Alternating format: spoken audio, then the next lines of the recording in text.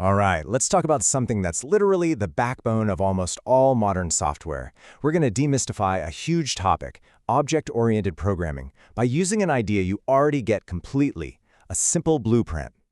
Seriously, have you ever stopped to think about this? How does a factory churn out thousands of cars that are basically identical, but at the same time, each one can have its own unique color, its own features, and of course, its own license plate? How do they manage all that? Well, the answer is actually pretty elegant. It all starts with one single master blueprint. That one document has everything, every single detail, from where the engine goes to how the doors are wired. And from that one plan, they can create a nearly infinite number of unique cars.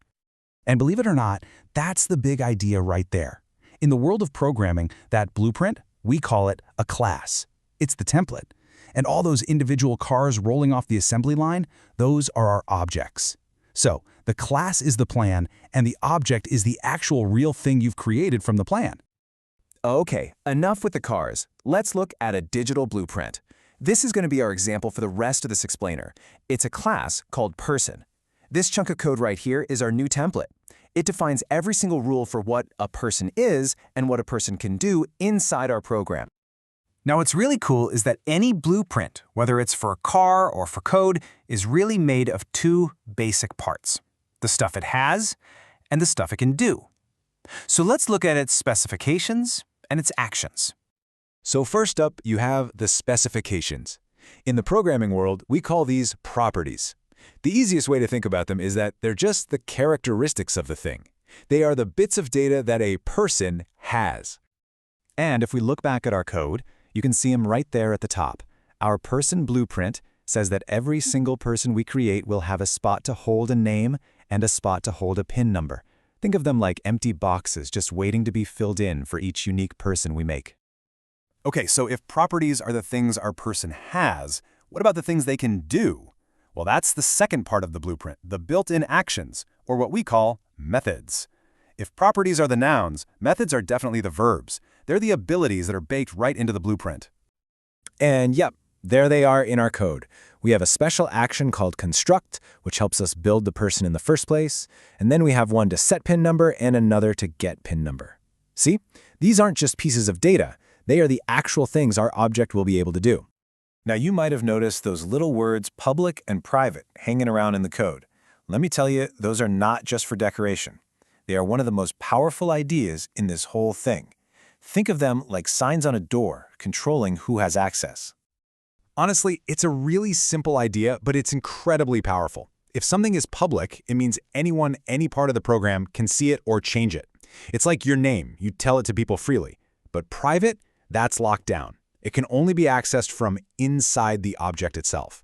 It's perfect for sensitive stuff, like a PIN number. You just don't want other random parts of your program messing with it. It's a huge safety feature. Okay, so we've dissected the blueprint. We know what it has, we know what it can do. But right now, it's just a plan on paper, right? It's just an abstract idea. How do we actually build one? Well, it's construction time. This right here, this single line of code, this is where the magic happens. We use the keyword new, which tells the computer, hey, go grab that person blueprint for me. Then we give it some starting info, like the name Jane. And finally, we take that brand new living object and assign it to a variable. And just like that, the blueprint is no longer just a plan, it's a real thing we can actually work with. And there we go. Our person object, who we'll call Jane, now exists. She's got a name, and she's got that empty private slot ready for a PIN. So, what can we do with her? Let's put this new object to work. Okay, so remember how we made that PIN number private? This is why. We can't just reach in from the outside and change it. That's not secure. Instead, we have to use the public doorway the blueprint gave us, which is that set PIN number method. We call that action, pass in the secret number, and the object itself handles setting its own private data safely. So, our object is built. We've given her a public name, we've given her a private PIN through the proper channels. Now, for the big reveal. How do we actually see the result of all this work? And here's how it all comes together in this final command. We're telling the computer to print out a sentence. Now notice that for the name, since it's public, we can just grab it directly. But for the PIN, we have to ask politely. We call that public getPINNumber method, which is our official doorway to that private info. And when that code runs, bam! this is what you get. Hello, Jane. Your PIN number is 109872. We successfully used our blueprint to create a unique object, and we interacted with both its public and its private, protected data, all according to the rules we designed. It works. Look, a person blueprint is pretty simple, right? But this exact idea of classes and objects is how absolutely everything is built, from simple websites to the most complex software in the world. So let me leave you with this thought.